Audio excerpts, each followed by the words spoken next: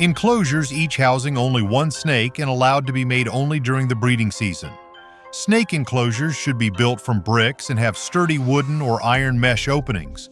The enclosure should only be opened when necessary for feeding, ensuring safety for caretakers and preventing snake escape and aggression. Feeding practices. Depending on the snake species, caretakers will provide suitable food. Venomous snakes are typically fed frogs and chicken meat, while other types of snakes may be fed fresh meat. Most importantly, caution must be exercised when handling venomous snake enclosures to avoid potentially dangerous exposure. Economic and medicinal value of snakes. Do you know why people in Indonesia take such careful care of snakes, although they are dangerous reptiles? Their parts hold significant value. Snake venom is considered liquid gold because it possesses anticoagulant and anti-bleeding properties, preventing blood clotting and reducing cancer risk. Its effects can be used to produce antivenom, a special medicine to treat snake bites, as well as to isolate and refine pain relievers and analgesics in modern medicine. Snake venom plays a crucial role in formulating various medications. If you have ever been treated with snake venom, please comment with number 1. Snake meat market. The snake meat market in Indonesia is a place that preserves the unique cultural heritage of the local people, manifested through the skillful and delicate processing of every part of the snake. Besides being a delicious dish, snake meat also provides abundant vitamins, protein, and essential minerals that contribute to nourishing the body and enhancing health.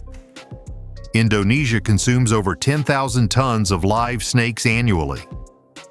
Processing snake meat. Processing snake meat is a complex process that requires precision and technique. Different parts of the snake are separated, and the highest quality meat portions are selected. The meat can then be cut into small pieces or left in longer strips, depending on the culinary style. The processing procedure must adhere to strict food hygiene standards to ensure consumer safety. High-value snakes and skins. The king cobra is the most expensive snake with a selling price of $13 per pound of meat.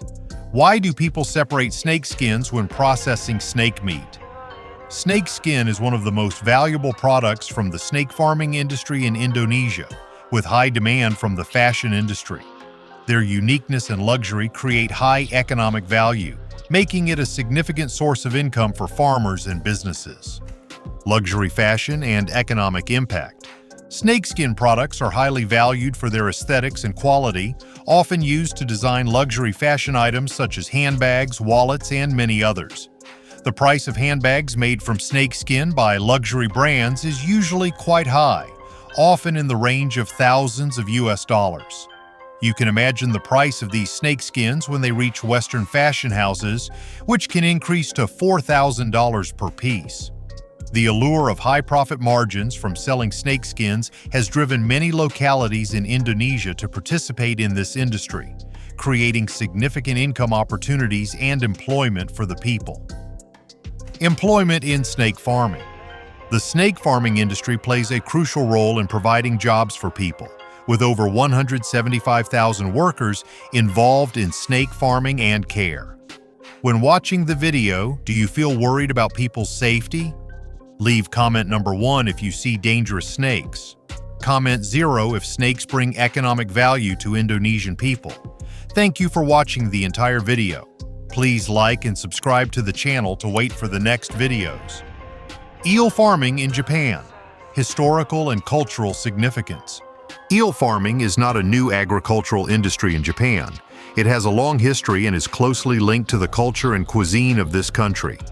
Eel has become an important part of the snack tradition, especially in the summer.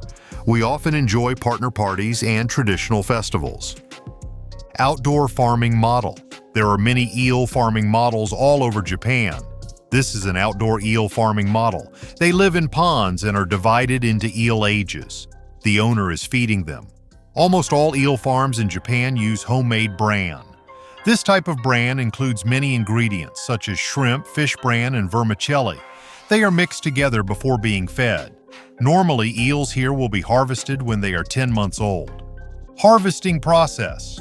At around 4 a.m., this is the right time to harvest eels. Farmers will use seine nets to harvest eels. The eels will be loaded into the vehicle's basket and transported to the store's farms. Here they will be selected and divided into different areas according to their size. Larger eels will be sent for processing. Closed farm operations. So, what is it like to raise eels on closed farms? They breed eels right at this farm. These are baby eels in the process of developing. If you let them swim in the water, you can only recognize them by looking at their eyes and the black border running along their body. The water temperature must be maintained consistently between 23 and 28 degrees Celsius to ensure proper health and growth. Water and feeding management. These are eel farming areas. Water stirring systems help the eel's living environment to be more similar to that in nature, making it easier for them to adapt, grow, and develop. A Japanese farmer is mixing food for eels. They add bran powder and some other nutritious foods and mix it up. After mixing well, they will cut and divide it into containers and then take them to each feeding area. Feeding technique. They put the powder directly into the iron cages in the water so that the powder does not spread too much into the water area. When the weight and size of the eels meet standards, they will be harvested and sent to processing factories. The eels will be stored in large water bags with air pumps and put on trucks to be transported to the processing plant. Processing factory workflow. Right now, we will step into the processing factory to see how we can process thousands of eels within an hour. Your questions will be answered right here in this factory. After the eels are brought to the processing factory, they will be poured into stone bathing tanks. This is very necessary because the eel's body secretes a large amount of mucus. In the tank, a rotating system like a washing drum is installed to clean up this amount of mucus. Cleaning and preparation. After about 25 minutes, the eels will be dumped out according to the conveyor system. The workers here will divide them into small containers and then pour crushed ice over them to maintain their freshness. The special thing here is that the stone will help the eel body have friction, making the next eel processing step easier. Filleting and packaging. Let's see if you prepare it this way. Each eel will be pinned with a nail on the cutting board. They will then be separated from the spine, and the organs and spine will be removed. Doing this will help keep the eel meat from falling apart and maintain its deliciousness. After processing, the eel will be washed and drained. Quality control and freezing. These scales will be responsible for determining the weight of each eel and dividing it into corresponding boxes. Each box will be filled with crushed ice and moved to the next step. To have your products, you will have to go through many stages.